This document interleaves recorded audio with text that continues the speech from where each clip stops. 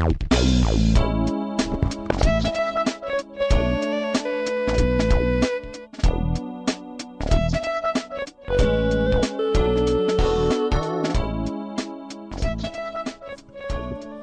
everyone, welcome to the Lily and Alex show. This is, in fact, a legally distinct podcast. It is not The Few Who Speak. Fable Few's dissolved. As you can... It's over.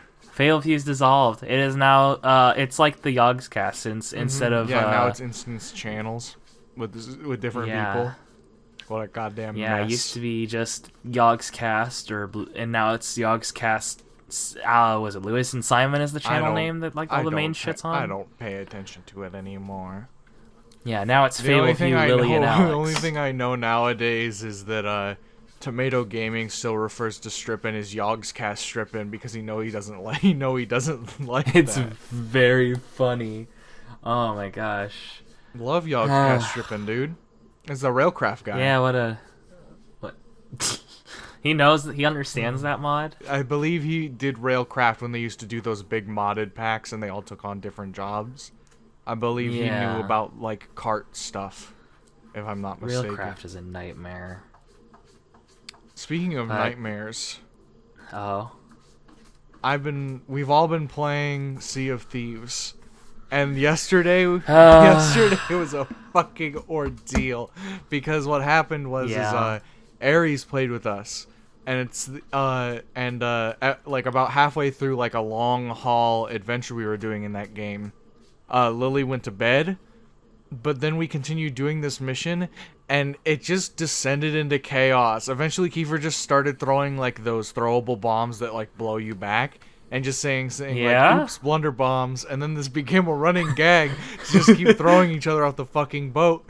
And then we drove through a fucking storm and got assaulted by like the rarest megalodon available, and we had like 6 pieces of wood to repair the ship, and Kiefer wanted to fight it when we had all the treasure on the boat.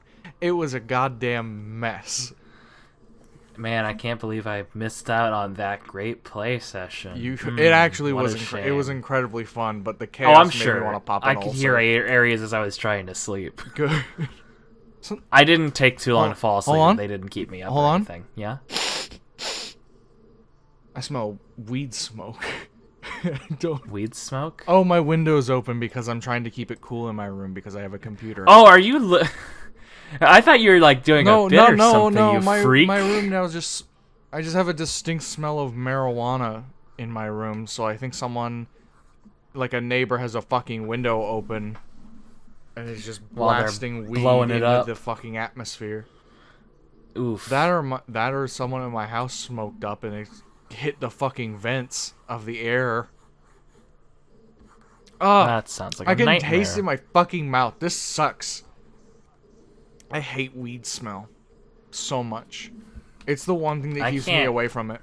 I hate how it fucking smells. It makes me disgusted. It gives me a headache. It's not good. My family, like, my parents both were heavy smokers, and I would prefer fucking tobacco smoke over marijuana. Yeah. You know what? I think I agree with you there. I hate both, but I'd take that one over. Because weed smell, like, gets in your fucking mouth, even if you're not smoking it. Like, I can coats the inside of your fucking mouth. I hate it. Yeah, no, it's a fucking nightmare. So besides that, in recent news, I got a GameCube adapter, and by recent, I mean today. I got a GameCube controller adapter for Switch, Wii U, and PC, so now... I now have a GameCube controller out. It's my childhood one that's fucking immaculate because I was a good boy and I took care of my controllers. Are you gonna play The Last of Hat in Time with your GameCube controller? I can try. Do you need select for anything or the bumpers? Because I only have the Z key. Oh right. I have triggers and a bumper. I don't have the select key. I don't know if the bumpers do anything. The bumpers, select doesn't do anything. I think the bumpers are quick select for or it might be the wheel. Oh, it is the hat select, yeah. The wheel's like... Is it the triggers for the wheel? Honestly, I couldn't tell you. It's the D-pad for quick select. That's true. No, D-pad up and down is emoting. Oh, I guess right and left is probably for hats, huh? Yeah. Okay. Then yeah, it should be good. I'll try it. You're gonna hear a lot of fucking, hold on. Fucking... God, I love the sound of the game. Fucking Melee player over here. Ooh. Take that. Alex is playing video game. By fucking law of statistics, there's probably one Melee dude in our subscription pool, I imagine, out of the 52. Maybe. There could be. Depends on your perspective. But yeah, I can now use a GameCube controller on PC games and on wow. on my Wii U, which is very handy. Cause that does sound pretty so good. now I won't complain about the fucking Wii U Pro controller as much. Yeah, you'll instead I used just to like that complain about the controller. gamepad I used to like that controller a lot. The Wii U Pro controller, and then the Switch one came out. And again, I still don't understand why why the Switch Pro controller doesn't have actual triggers. They're buttons. Mm. In this year That's, of gaming, you should have triggers that have some analog to them. Not just a single button input. It's weird, right? Even the PlayStation 3 had the analog. Mm-hmm. It's very strange. Imagine playing like any modern game with like the PlayStation 2 controller. Ugh. Feels like a nightmare. Ugh. Yeah, pretty bad. But the some other news is the Game Awards happened since the last time we had a podcast, because we took last week off because we literally forgot to record. Sephiroth. Sephiroth is there. Sephiroth. Yeah, I love that. That was such a cool trailer. The important news for me was Disco Elysium was getting a nice new a nice new Final Cut where every single fucking voice line is voice acted. Oh, I'm so excited for that, coming in March. What are you gonna do if some of the characters' voices don't match what you thought in your head? They all have voices. They just didn't voice every line. They just had very important lines voiced. So every character has a voice actor. Okay. The only ones that never had a voice was your inner monologue and like the narrator. Any of those. And you've heard a few samples of those? I have no. They haven't given off any of that. I don't even know if they're gonna do the inner monologue stuff. That might all still be text. I don't know. I don't know if they'll give them voices because there's 26 unique ones. I think they should. Personally. It would be pretty epic. They gave the limbic system and your ancient reptilian brain a voice actor. Those two voices in your head are voiced, and they're very good and voiced by the same person. What if they're all voiced by the same? If that dude has enough range to cover all those voices uniquely, props. I love that. I love that a lot. I would love that. Oh my gosh. That'd be funny. It's a lot of voice. I don't even know anything about this game. I think when it drops, maybe we could do something on it. The one thing I wanted to do with Disco Elysium since I beat it is I want to do some sort of... I want to cover it in some way, either be it a stream or recording. But I want to cheat the game to boost all the stats to maximum so I can read all of the dialogue. Like a horrible monster. Yes, because I've already experienced the game. I already know what's happening in the story, but I wanted to see, like, because what happens is if you have a bunch of really high like stats in all 26 of the categories of your skills, they roll checks all the time in that game behind the scenes, and if you pass, it shows you the dialogue. Otherwise, it doesn't show you anything. So if you have really high perception, all that skill does is it rolls, and while you're doing things, it gives you a bit more flavor text that you like perceive. So like you hit. Is there still a chance of failure with high stats? Probably not. It has like actual percentages like XCOM when it comes to like real skill checks. The flavor text skill checks don't roll. It's passive, like passive perception in D&D. It just you just have it. Okay. But every once in a while, a skill check comes along where you have to decide if you're going to roll or not. If you're going to choose it, you have the option. Yeah. But I wanted to check it. I wanted to see it very much because there's so many of those skills that don't do anything, but like they don't have skills checks. They just give you more text passively as you're reading. So you'll move on to like Lizard Brain. Yeah. Yes. Lizard Brain is more story. Okay. But yeah. There's a point in that game where you roundhouse spin kick like a racist who believes in race theory and eugenics, and if you pass a really high physical dexterity check, you can spin kick him. Otherwise, he's a tutorial about internalizing thoughts, which is a mechanic in the game, and you have to internalize his race theory to pass by him. You do have to internalize racism? Yeah, yes, that's the first thing you internalize is if you can't beat him up, you have to actually submit to the new and be like, okay, yeah, your race theory is correct, and then he lets you pass. But what a weird intro. Before you do the spin kick, you just punch him in the throat to like incapacitate him, and then like you're like savoir faire, which is like you're like be extra and dramatic and cool, is like now's the time for a spin kick, and then you do it. But the first throat punch, like if you don't have high perception, it just says you like punch him and gives you some flavor. But if you have high perception, it's like you can see the blood dripping out of his mouth and like you can hear it and stuff.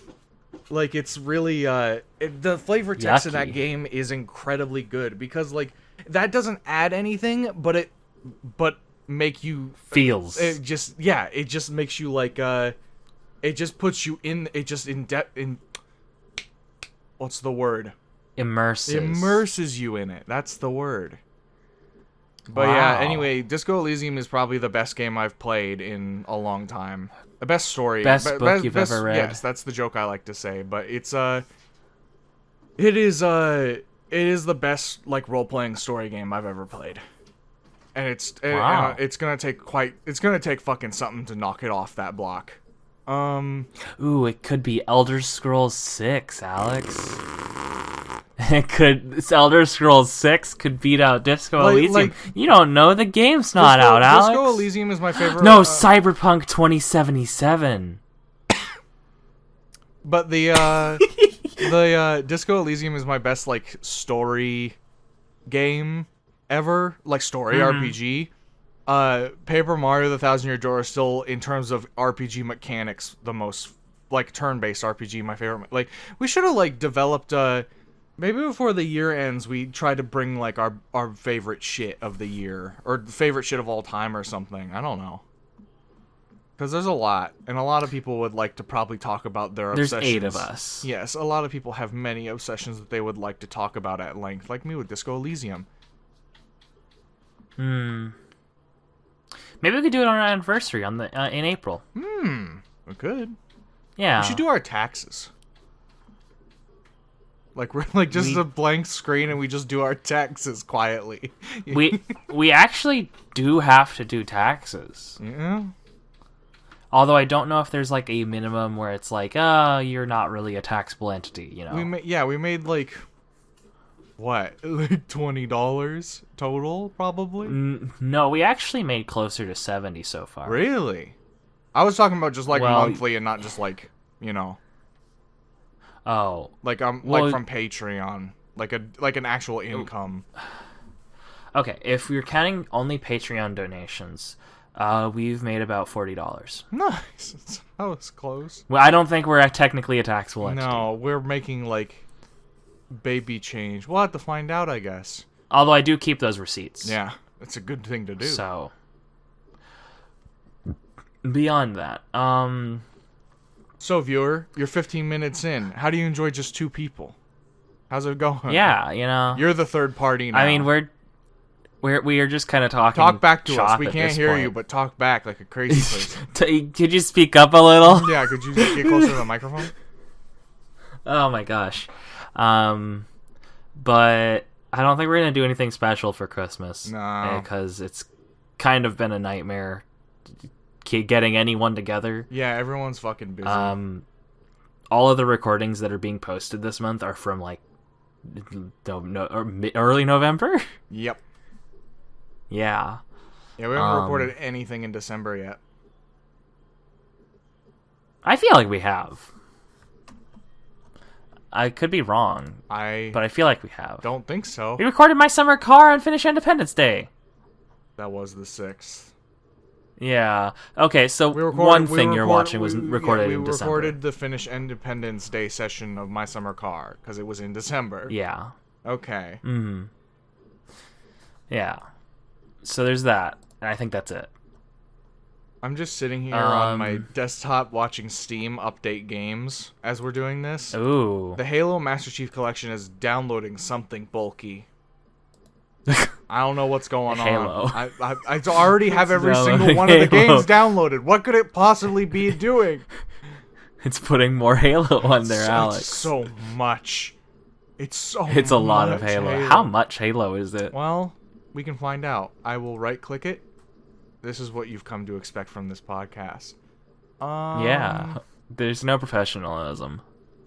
Let's go to Browse Local Files. Uh-huh. And then we'll go outside this folder, and then we will right-click it. Yeah. And go to Properties. Yeah. Halo Master Chief Collection. It's compiling the data. The gigabytes are still climbing. Yep. As I've opened it, so we're just gonna... Great content. Yeah, I've no dead air. I'll just keep narrating what my computer's doing. Yeah. The Halo the Master Chief Collection takes up approximately 125 gigabytes. Now that's actually not that bad. Now that every single one of the games has dropped, plus the online component, which is a different install for some reason. That's a decently small amount of file space for several games. Well, I mean, like, half of them came out when the Xbox 360 was the cutting edge. 360 still had pretty big ISOs, didn't it? They're like all of Oh wait, this is before online stuff was just everywhere. All of the Xbox 360 Rare Replay games installed separately, and not a single one of them went over 600 gigabytes. And by gigabytes, I mean megabytes. 600 gigabytes is half a terabyte. That is incorrect. I was about to say. Viva Pinata is... That's how much modern games are. Yeah, that's what Call of Duty Cold War installs just for the multiplayer. Yeah. you've given me the idea to start updating my Steam games. I've had 20 games waiting, and they're all like, we'll update Steam, on the 31st. Steam's doing very strange things recently. They've committed this new thing where the games will wait a long time, I think it's some weird Steam update. Like, it's not anything that messes with the game, but like Steam updates, so then all the games have to update to match Steam. Because I get like 12 updates in a row, and they're all like 2 megabytes, and they're all like done instantly, and I'm like, what could you It's like netcode updates, yes, I'm sure. But it's for like single player games too. It's very strange. I should uninstall some of these. Yeah? Do we want to... Let's clean out the computer today. No, I'm not doing that on recording. I'm not doing that on recording. I should just turn on OBS and go and clean out my fucking Steam. I'm just noticing that I have a bunch of games I haven't touched in like 2 years still installed. Oh yeah, I have that because I'm like, I'll get around to it eventually. No, you never do. No. Remember that one time we went through our Steam library and I just listed games? We did that. You did. That was fun. I'm actually getting closer to completing a game on Steam, getting all the achievements. Yeah? Yeah, I'm trying to get all of the Rivals of Aether achievements. Ah. That game is a lot harder to get the achievements for because they finally released like their definitive edition. Which means that they went from like 20 achievements to 32. Sea of Thieves feeds into that for me because of all the commendations. Yeah. But I've only have 2 left to get, and they're the 2 hardest ones. I'm close to getting the biggest, hardest one, and then one of them is just a waiting game, essentially, because I have to get a bunch of in-game money. So I will probably get that done on my next, like, real day off. And, yeah, I don't know. It's just... Video games silly, huh?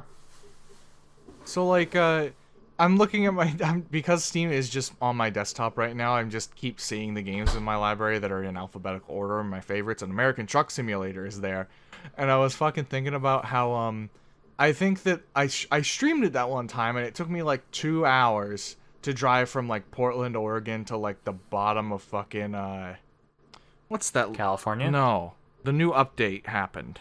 Colorado? Oh. I think I had to drive down to Colorado.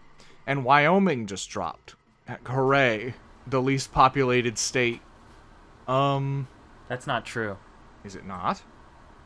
It's North Dakota. Really? Yeah. Actually, I think it's closer to Alaska than North Dakota. North Dakota is the least populated. Oh, I read it wrong. States I found that I said that information because American Truck Simulator's update for introducing the DLC said the least populated state, but I must have read it wrong or remembered it wrong as being the least populated state. Right. But anyway, seeing that DLC, I was like, man, they're really gonna try to do every fucking state justice, and when they get to New York or like Florida, definitely gonna have a video on our channel that is driving from the west to the east coast. Oh yeah, take a drive through Texas when you do that. Go through DFW. It was such a long fucking drive to get to where I needed to go. Holy shit. Only 2 hours. That was just to get like barely across a majority of the terrestrial United States. That was barely halfway. All the time took up was because we had to get over the fucking mountains. Once we entered flat, we were home free. You have to get over those mountains, and then once the entire East Coast gets implemented, you have to go over the Rockies. Is it the Rockies, or is the Rockies the left one? I think no, that's the Appalachians on the west. Oh, yeah, because it's called the Appalachians. And then the Rockies are in the east. Yes. Yeah. Okay. Good. I know geography. I don't.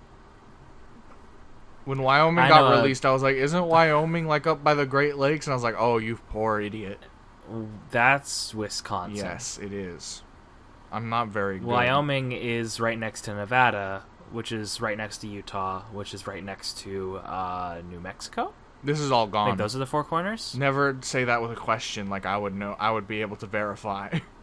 Because I never will. I know a little bit of United States geography because I memorized it in school, and they made me memorize it, and Thank it's God in there I never somewhere. Had to experience that.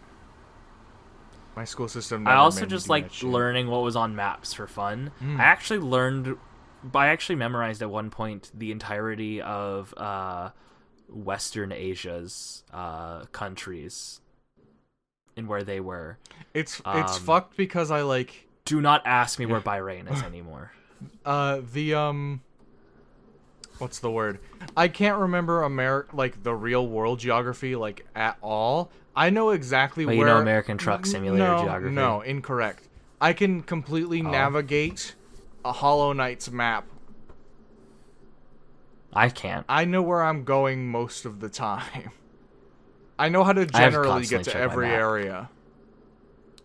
If I need to find specific rooms, I have to use the map, but I can generally get to an area and like the vague area where I need to go without having to look. Because I spent a lot of time in that game. I'm sure you have, you freak. I did do everything in that game, including the shit that didn't give you achievements. Yeah, you really are just a freak. Literally, it's still my pinned tweet that I am the God Master. It's really? It just says God Master. You can go look right now. Is that a real? I'm gonna look at it right now. Hold on. It's the page of all the bosses in the boss rush mode with the gold star icon, meaning I beat them without taking a hit. Oh my god! It is still your pinned tweet. And I'm liking this tweet. It's very good. Why do you think it's there? You're gonna make my phone buzz. Oh wait, my phone's off because I turned it off. Because recently... Why? Because my phone sucks, and every once in a while, it just dies. Like, the battery gets starts draining really fast, and it needs just a reboot, so it stops doing that. I need a new phone bad. But the, what's the word? I recently moved over to Spotify because I finally before I was just using free apps to play music, and you get annoyed with podcatchers. Yes, I get annoyed with the ads and how it's really slow and choppy. And then I moved to Spotify, and I moved all my podcasts over, and I'm now paying for it, so I can actually download files and play them remotely, because I currently am using the cheapest plan ever for a phone, so I don't have unlimited data. I turn my data off when I leave my home. And I just have everything downloaded locally. Okay. But yeah, anyway, now that I'm on Spotify, I'm using it a lot more, and I'm currently listening to the playlist I use for when I'm playing Sea of Thieves, so I'm just listening to the fucking Dreadnoughts. But, I actually just caught up with 2 podcasts I was listening to at the beginning of this year. The Magnus Archives? Magnus Archives? Yes, one of them is the Magnus Archives. Good. And the other one is the Penumbra podcast. Hell yeah. I'm not going to talk about me listening to them on a different podcast, because I think that's a bit weird. Podcast about podcasts? But I have gotten past my COVID podcast depression funk. Yeah. So there's that. I'm glad that Rusty Quill's doing something very nice with their podcast, which is when Magnus Archives goes on hiatus, Stella Firma comes off hiatus. So I get a little show that I haven't watched. It's a very good comedy show. It's very funny. I'm sure it is. But yeah, besides like the usual podcasts, I've been just chilling and playing a lot of. I got an Xbox One. That's news. I just realized we haven't talked about that. I bought an Xbox One because it was on sale on Black Friday, and I got it for like less than $200. Oh man, Alex, I'm so sorry you bought an Xbox One X instead of an Xbox Series X. Ugh. I didn't buy a One X. I bought a One S because the One X model is made for 4K, and that's it. And it's an extra $120. I don't get why 4K is a big deal. 4K does look nice, but barely anything fucking supports it. It's so like. It's like people that bought the version 1 of VR, and it was like, yeah, I paid like $1,000 for it. Still the same for VR. Bad. Yes, I agree. VR is not like I saw an ad today. It's like, get the new VR. It's like, what if you just bought one for like $1,000 fucking dollars? And they're like, oh, we have a new one. I never buy any. The only thing VR was so good, why is there new VR? The last new technology that was like cutting edge, quote unquote, when it came out, is I bought a Wii U at launch. That was the last thing. Wow. I was in middle school. The only technology I think is worth buying when it's like newer is PC parts and phones. Even phones, probably not. Yeah. I like to buy phones as they're like older. Mm-hmm.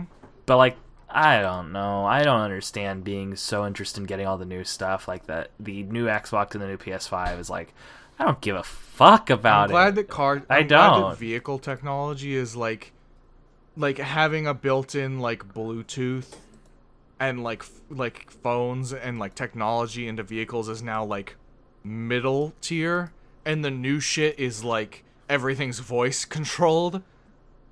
The new shit is just Tesla. Yes. Unfortunately. Yes. But I'm glad that like having wireless and like integratable phone stuff in the car and like everything's digital instead of just like. You know what's even better? Is that it's super cheap to trick out old cars to do it too. Yeah, that too. My radio's Bluetooth. Nice. And my car's like from 2007. So it's incredible. Hey. Fancy. Schnazzy. Imagine showing this to someone in 2007. Speaking of fucking schnazzy, we're going to take a really schnazzy fucking break because we're at 29 minutes. Oh. What a segue, Alex. I'm very good at those. I'm incredible at segues. All right. We need 3 people.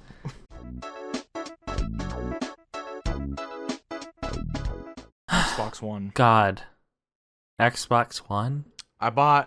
With my Xbox One, I bought a copy of Rare Replay for $8 and installed that, and then besides that I am now paying for like Game Pass, and I don't think I'm ever going to buy another Xbox One game unless it's like backwards compatibility stuff. Game Pass is going to keep my Xbox One alive. What about Sunset Overdrive? Don't care. Hmm? I looked at it. It's by Insomniac. I looked at it when it came out and went, whatever. I don't need the old Insomniac game. I got fucking Ghost of Tsushima, and that's what I'm after. It's Assassin's Insomniac Creed, didn't but make Tsushima. Sucker Punch did. You're right. What did Insomniac do? What am I thinking? Ratchet and Clank. Oh, I never played those games. That's why I have no. Oh, I was you're missing out. out. I was just thinking of Sucker Punch. Sucker Punch was my thing. I played Sly Cooper. Oh, that's right. They did make Sly Cooper. Mm-hmm. And Infamous. Ah. Well, yeah, but like, I always forget they made Sly Cooper. But yeah, I played the demo for Sly Cooper and the Thievius Raccoonus, and then I moved on. I love those. Which games. was on Ratchet and Clank. Would you believe it? The swamp level with the snakes scared me as a kid, and I couldn't play it anymore. Same with the Rayman level with the Canaran in Rayman 3 Hoodlum Havoc. Those to be fair, I never beat those games because I would delete my save data and then play the fun parts again, and then get to that area and go, guess I'm done. To be fair, my big hang up as a child was the re-deads in the graveyard where the Sun Song is in Ocarina of Time. I want to play Ocarina of Time. It'd be fun. I love that game. Now that I have an Xbox, I'm loving Rare Replay. We're gonna have to start up, I think when we finish A Hat in Time, I'm really itching for it, Banjo-Kazooie. Okay. I've never played the Xbox 360 versions. I'm very excited to see how fucked the controls are. Just imagine Banjo-Kazooie at 60 FPS and Banjo-Tooie is at a reasonable frame rate. The visuals is like great. The controller is what I'm gonna have to get used to because I'm used to the buttons. The controls are fine. They're perfect. It seems like it'll be really fucking weird not having C buttons, but oh, it always is. It always is. But every time I play a Nintendo 64 game without I imagine C the buttons, first-person sections won't suck in Banjo-Tooie, so I'm excited. They don't suck. But yeah, I've been playing. The only thing I've touched on Rare Replay is Viva Pinata because that's what I was itching to play. Because I used to have the PC version of the first game. I never had Troubles in Paradise because it never came to anything besides Xbox, and it's basically just an expansion of the first game. There's literally like nothing different besides new content. That's like, it's not a different game. It's an expansion. What is worth it? Is it worth it to just... If you had to pick between the two, would it be worth it to like take the extra effort to do the expansion? Yes, Trouble in Paradise is a better game. There's much more to do. Like if you played the first one and then went to Trouble in Paradise, you'd be like, I'm playing the same game until you get some new stuff, which is what I'm experiencing. But I haven't played it in so long that I missed it. So I'm glad that I did the work I did. I'm redoing the work I did before. I treat that game like I do Pokemon, where like the way that game works is you can have multiple gardens, and they have a size limit, but you're supposed to have multiple gardens that you go in between, and like do different stuff in, to supplement the fact that it has a size limit of how much stuff you can fit in it. But I like treating that game like Pokemon, where each garden's a different box, and I categorize the different pinata, and I'm trying to catch them all. There was a cartoon for Viva Pinata. Yep, it was on 4Kids only. It wasn't very good. I believe the cartoon happened after the first game, and then the characters from that came over to Trouble in Paradise. Like, I believe Professor Pester was from the show, if I'm not mistaken. Honestly, if I recall, I looked at it and I was like, wow, 4Kids picked a weird show, huh? And I didn't even acknowledge that it was a fucking video game show. I don't know which came first. I thought it was a cartoon first. I don't know which came first, but look at the Viva Pinata wiki page while you talk. I don't know which came first, but Tak and the Power of Juju. I had the first two games of that on GameCube, and then I found out later they had a cartoon. And I don't know if the cartoon came after or not. The cartoon came first. Did it? Because it had the Nickelodeon logo when you booted up the game, and I was like, that's weird that Nickelodeon made a game without basing it on anything, because I never knew the show fucking existed. I like the first game of that, by the way. It was just a 3D platformer akin to like a Banjo-Kazooie. It was great. First things first. Viva Pinata was a game first. Uh-huh. And second, Attacking the Power of Juju came first. The game or the show? Came out in 2003. The game. Okay, so I was right. Cool. The show came out in 2007. I remember it. Yeah, I remember seeing the show like also happening. THQ made the first one. Yes, and the Nickelodeon first one was good, and the second one. Oh no, Nickelodeon was a producer. The second one felt like a beat 'em up and not like an exploration and pick up the Jiggies situation, if I'm remembering correctly.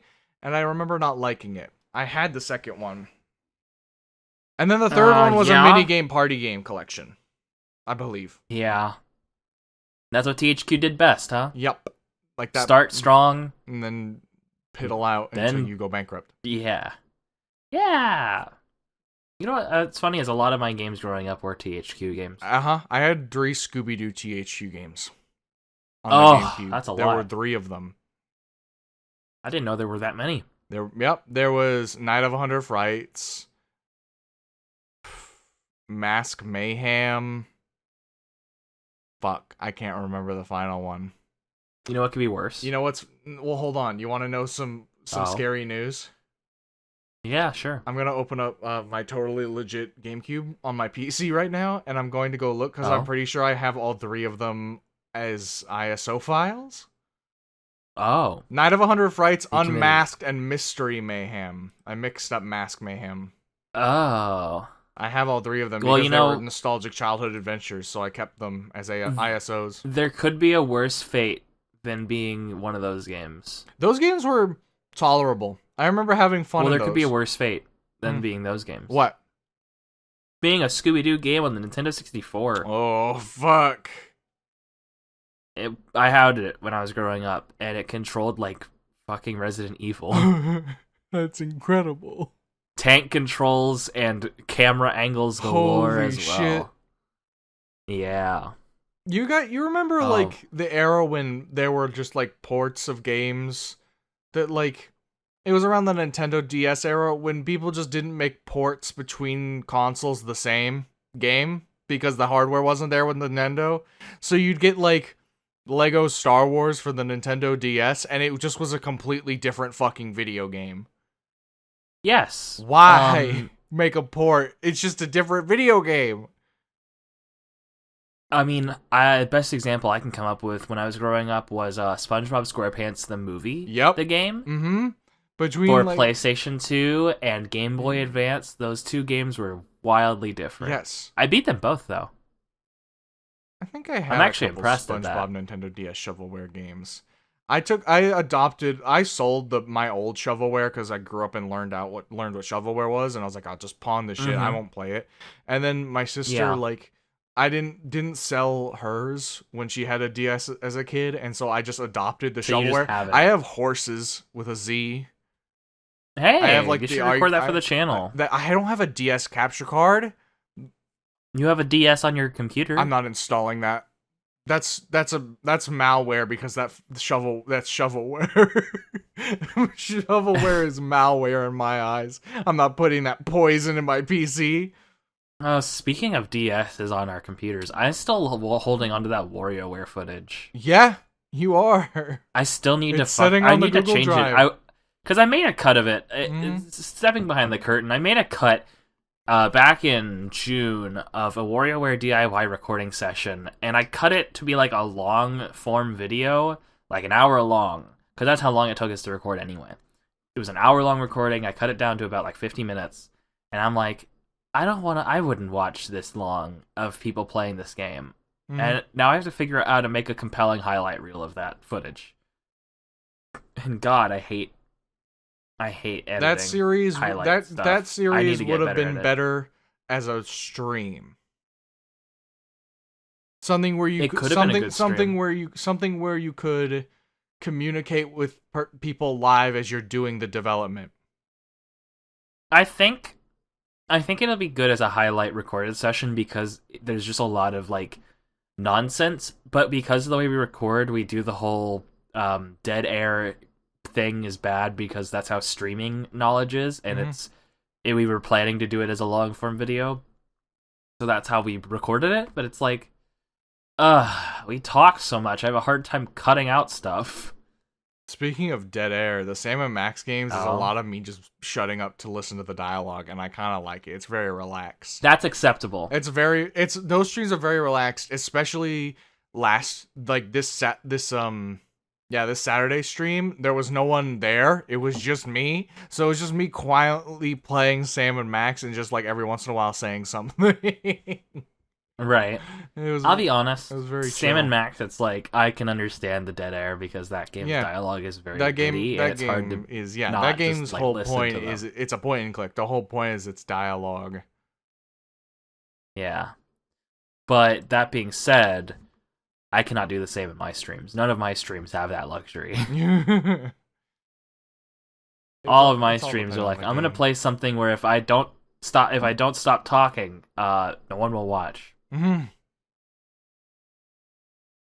I Lord. like an in between. I like some games like Paper Mario was the opposite of a dead air game because I had to read every word spoken. Yeah, and now we started just fucking around in between dialogue. Color Splash became very fun when I had guests on because I would still be trying to read the dialogue over people having a conversation. People wouldn't wait for me to read the dialogue and like wait for dead air. You know what we can fights. do for Paper Mario Color Splash? Uh-huh. I know what I can do with that footage. I can supercut it. Oh yeah, it's all uploaded and available. Well, I'm gonna go do that. I'm gonna have start fun. working on That's that while like we're recording. 16 hours. That's fine. I'll just start downloading the footage. Go ahead and keep talking. What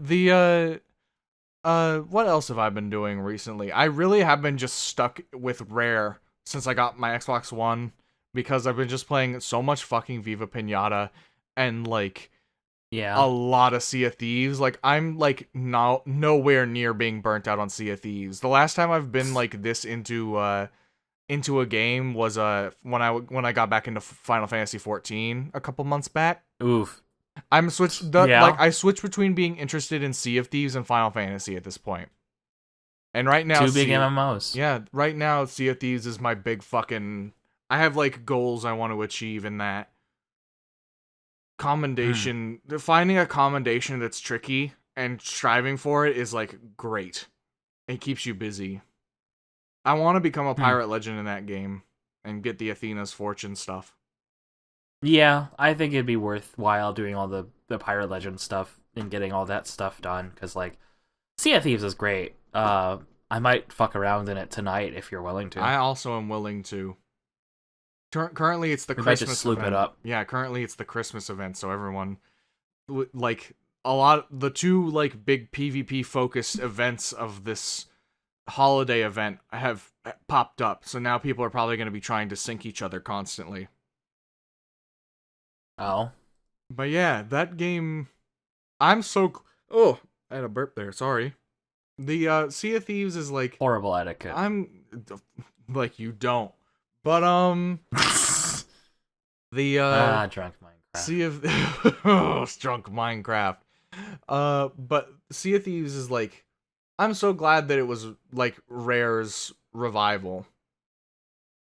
Yeah, because I wish they made more games. They did like Grab by the Ghoulies and Viva Pinata and like Nuts and Bolts. And then they made Connect Shovelware for approximately 5 years. And then yes. And then they were like, okay, we're going to make a new game. Entirely new IP.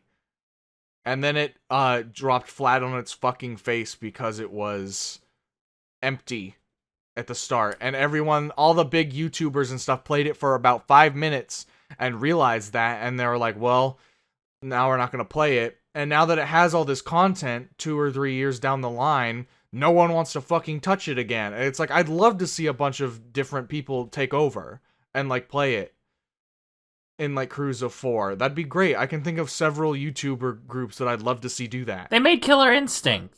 Yeah. 2013. Uh-huh. They did that in their Connect era. In the middle of it, huh? Yeah, Jesus. They did it between Connect Sports Season 2, and then Connect Sports Rivals came later. Jesus. And then Rare Replay came out in 2015, which isn't technically a game. And then Battletoads came out this year. Rare Replay has this very cool feature, which is they did a thing like NES Replay does. You know what I'm talking about? Where it was just a bunch of little things you can do in the games that are like special. What's the word? Objectives, little compartmentalized like trials.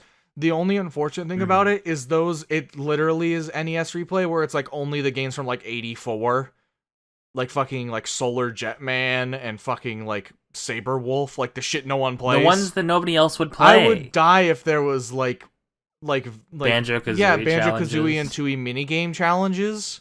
Fuck. Or like a first-person shooter multiplayer thing, but it's against AI shooters. They've been published under THQ at some point. Yeah. What is this title? It's list of games developed by Rare. Okay. Yeah, there's a lot of games where it's like THQ is just like, we're gonna fucking put our fucking stamp on it. Yeah, they made in 2005 they made a game called Mr. Pants. Yeah, I know that one. THQ.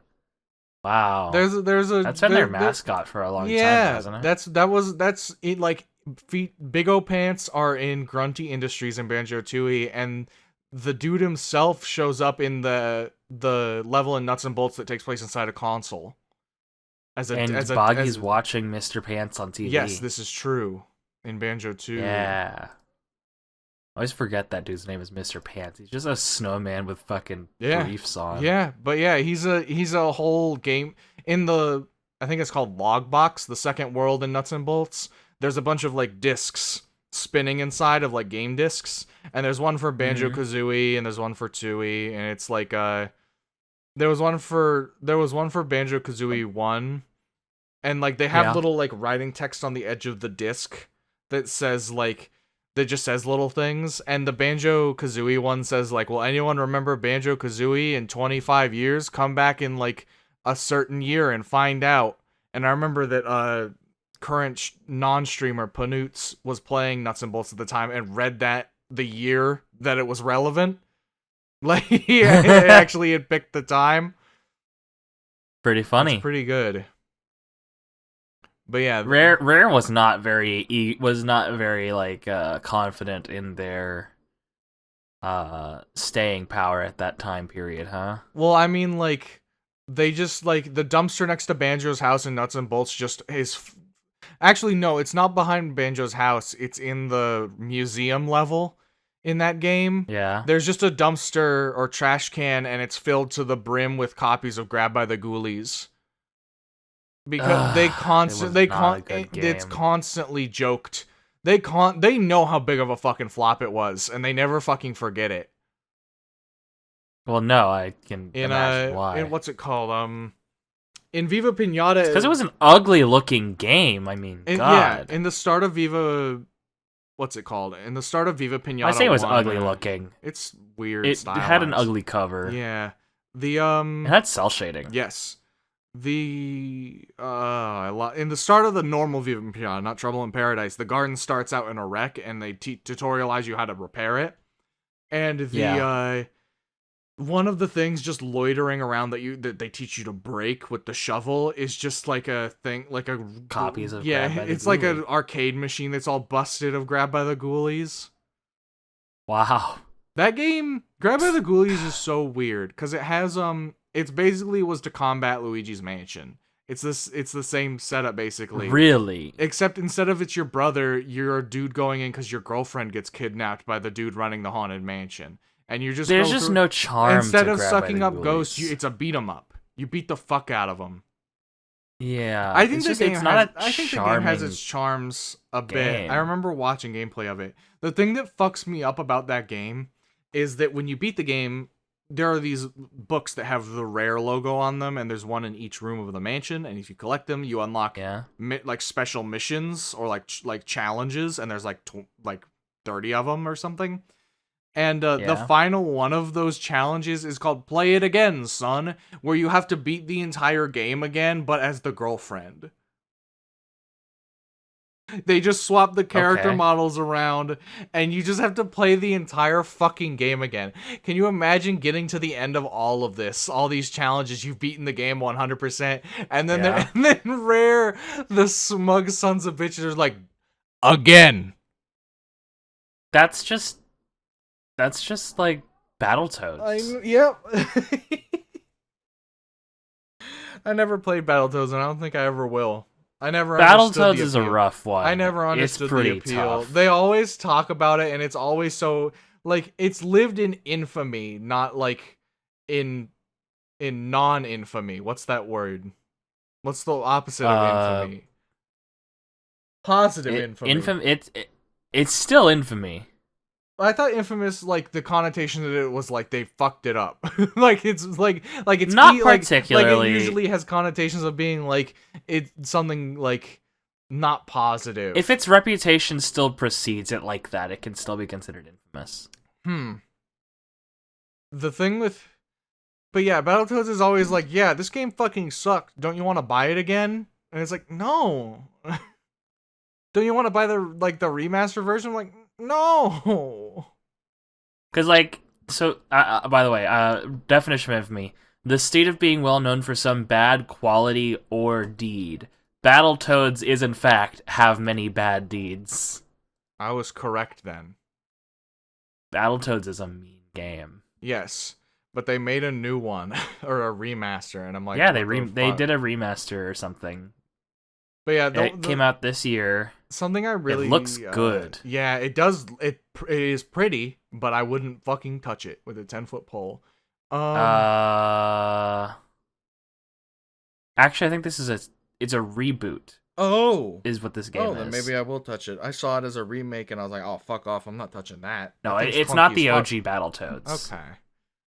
I'm fine with that, then. It's like Battletoads meets the modern age. Okay.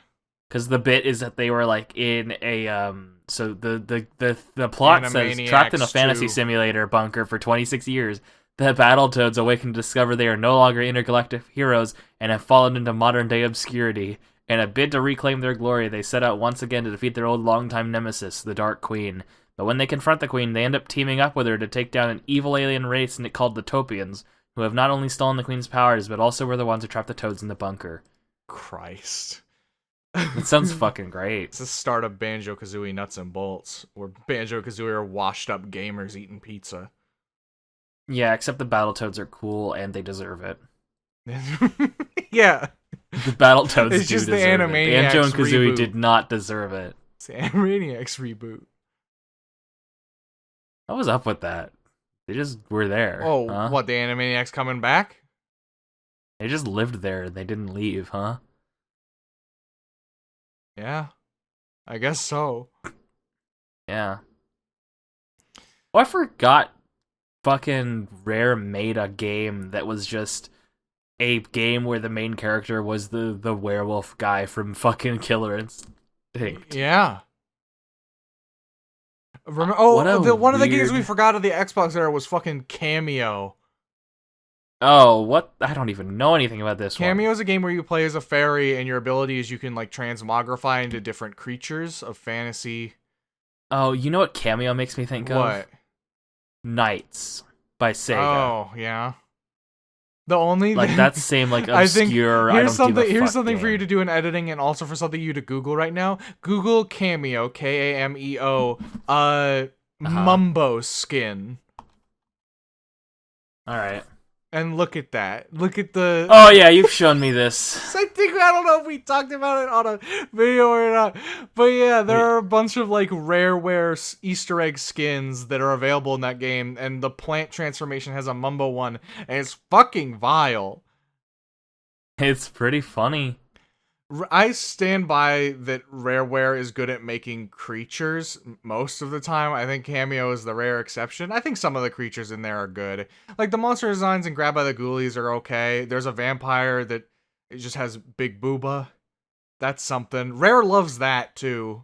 They like Big Booba. Big Booba. They love Big Booba. They love pirates. And they love... Actually, their female designs have been pretty tame over the years. What about the flower with big boobs and conquers Bad Fur Day? What about Mrs. Boggy? To be Fun fair, as those fuck. are bits. Yes, I know, but it doesn't mean they stop it. My mom is yelling at the cat because she's getting near the Christmas tree, I think. But the fucking the other thing Rare likes besides Big Booba and pirates is they love making cops pigs in their video games. Oh yeah. Like in Nuts and Wasn't there one in Banjo? In Nuts and Bolts, all the pigs are cops. Well, like one of them is just a big fat fucking pig, and it fucking is rules. Yeah. And also in the pig pinata and Viva Pinata has specific like there are accessories you unlock it to decorate your pinatas again, like hats and stuff. And all of the raspberry The pig things gets is a cop one. it's all cop paraphernalia, and it's all called like Raspberry Hat, which is the name of the pig creature because they're all like candy Pig puns. But yeah, they love shitting on the cops, and for that I commend them. What a weird company. I love Rareware and their ability to just shove their video games into their own video games. Yeah, Alex. I've got a question for you about Sea of Thieves. Okay, shoot. How you can re-roll your pirate? No, like visually. Not without losing your stuff. You have to pay them real money. You have to pay them real money. You have to buy a bottle of Fantasia, like in Final Fantasy XIV, to change your appearance. Or you lose, or you have to delete your profile, lose all of your cosmetics, and start fresh. What a nightmare! How much does that cost in real money? Not much. Probably like $1 or $2. Oh, that's not that bad. No, it's like change. I bought a bottle of it when I bought stuff like Sea of Thieves has evolved to the point to where I treat it like TF2, where I don't mind spending money on it anymore. I was like that with TF2 as well. I don't care. Like, I'll buy stuff for that because I enjoy them. They've given me enough. I'm going to get enough mileage out of this game that I feel fine purchasing cosmetics in this game. I never regret buying things on TF2, even if I only play it for a day or two. Yep, same here. I have thought many times, I barely touch TF2, but every once in a while I will go to the market and see how much that Max's head is from Sam and Max. You think it's gonna get lowered because of the remake? I check it like on and off regularly throughout my life. This isn't a recent thing. I regularly No, check I know. to see I'm if saying, it's- do you I think think it that might like rise? You'd think they'd do another promotion for it. Something very funny I stumbled upon last Saturday during the Sam and Max stream is there was a poker table behind a set in a movie station. And they're like, what's this? And they're like, oh, we bought this studio from whoever owned it before. And it's a reference to the Poker Night at the Inventory games that Telltale also made. Yeah. Those games rule, and I think that we should have a Poker Night series until I win poker. I'd love to play Poker Night. Poker Night at the Inventory is a Or great join game. you in Poker Night at the very least, because I'm good at poker. I'm not good at poker. But I did win. Really? I did win all of the cosmetics for Poker Night at the Inventory 2, but not for 1. Wow. I have never played Poker Night at the Inventory 1. I own both of them, and you can't buy them anymore. Fun fact. Really? Since Telltale does all. Telltale? Yep. They're just you can look at them at the store page. You can look at their store page, but yeah, you can't purchase it in any way. Do you think that bit about Poker Night is like them implying they're going to re-release them? That Poker Night at the Inventory bit was there from the original. Oh. They didn't add anything new in the remaster. It's just an up-res. It's Interesting. graphical and sound based. I All believe. Right. Well, we're getting close to the end of the podcast. It is So ending. is there anything you want to play us out with? Go listen to the Dreadnoughts. Okay. Good band. And why should you do that? I already said good band. Oh. They sound What is good. the Dreadnoughts? The Dreadnoughts is a band that I think their genre they go by as folk punk, but there's a lot of sea shanties in there. Their most recent album is very good as well. You'll know it's the most recent one because of the date, and also it's a picture of a boat that's like in the distance, and it's like sepia. You'll find it. I don't know the name. Fuck off. All right, bye guys.